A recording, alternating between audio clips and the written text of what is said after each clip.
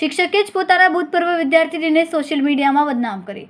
ફરિયાદ નોંધાતા social media પર ફેક એકાઉન્ટ બનાવીને લોકોને બદનામ કરનાર શિક્ષક ઝડપાયો. સુરત સાયબર ક્રાઇમ પોલીસે ભાવેશ પટેલની ધરપકડ કરી. ભાવેશ પટેલ સુરતના કતારગામ વિસ્તારમાં રહે છે અને શિક્ષક તરીકે નોકરી કરે છે. ભાવેશ સુરતમાં કતારગામ આંબા તલાવડી ખાતે પોઝિટિવ ટ્યુશન ચલાવે છે.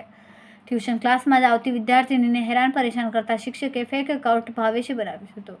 વિદ્યાર્થીની ધોરણ 10માં ટ્યુશન ક્લાસમાં અભ્યાસ કરતી હતી. હાલ તેની ઉંમર વર્ષ 23 વર્ષની છે અને નોકરી કરે છે.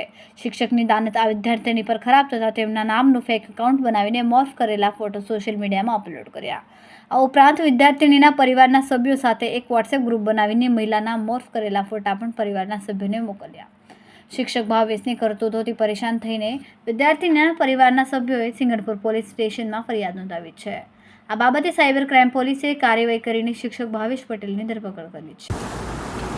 આ કામના જે ફરિયાદી છે બેન એક 23 વર્ષની છોકરી છે અને એ અગાઉ એક ટ્યુશન ક્લાસીસમાં જતી હતી જેનું નામ છે પોઝિટિવ ટ્યુશન્સ, જે કતારગામમાં આવે છે. અને ત્યાંનો જે ટીચર છે ભાવેશ વસોયા કરીને, એમની સાથે ઓળખાણ થઈ ક્લાસીસ દરમિયાન અને ઓળખતો હતો એમને. પછી એમનું ટ્યુશન જ્યારે પતી ગયું અને 10મી એમને પાસ કરી લીધી. અત્યારે તો એ જે છોકરી છે એ જોબ કરે છે.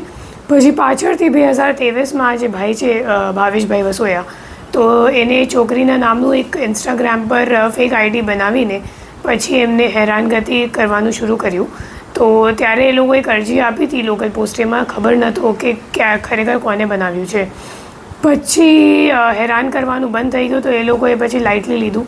પછી આ વર્ષમાં 6ઠ્ઠા મહિનાથી એ લોકોએ ફરીવાર બીજો ઇન્સ્ટાગ્રામ પર ફેક આઈડી બનાવીને એમાં છોકરીનો ફોટો મોર્ફ કરીને અશ્લીલ તરીકે મોર્ફ કરીને પછી ત્યાં અપલોડ કરવામાં આવ્યો. અને એના સિવાય વર્ચ્યુઅલ નંબર મારફતે વોટ્સએપ પર ગ્રુપ બનાવીને છોકરીના જેટલા સગા સંબંધી છે બધાને એડ કરીને એવા અશ્લીલ ફોટાઓ ત્યાં મૂકવાનો એ ભાઈએ કોઈ શરૂઆત કર્યું.